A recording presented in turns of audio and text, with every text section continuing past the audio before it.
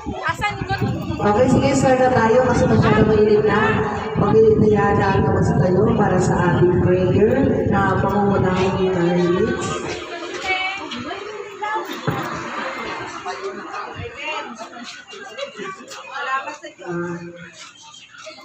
Ibigyan natin ating presensya sa Panginoon sa mga sandali nito. Ama namin banal makapangyarihan sa lahat, sa pangalan ng ibutong ng Jesus. Dito po kami napasalamatan sa namin ng Panginoon ang pagtipon-tipon namin dito sa Sitio Payong, kung saan nandito po yung banal na Espiritu at nandito po kami sa kalagitnaan namin na magpasinayag po sa satellite ng barangay. Panginoon, bibisyonan niyo po Panginoon ang aming bagong satellite na kung saan ito ay tinaguyod ng aming punong barangay. Ay salamat din po kay si Anton Reyes, sa mga staff at saka sa mga purong leaders na nandito at saka sa mga konseho.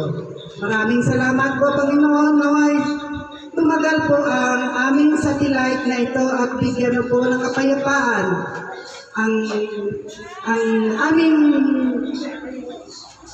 satellite na ito. Sana po maging maayos ang lahat sa pamumuno po ng aming punong barangay, si Alan Capranza. Maraming salamat po sa pangalan ni Jesus. Amen.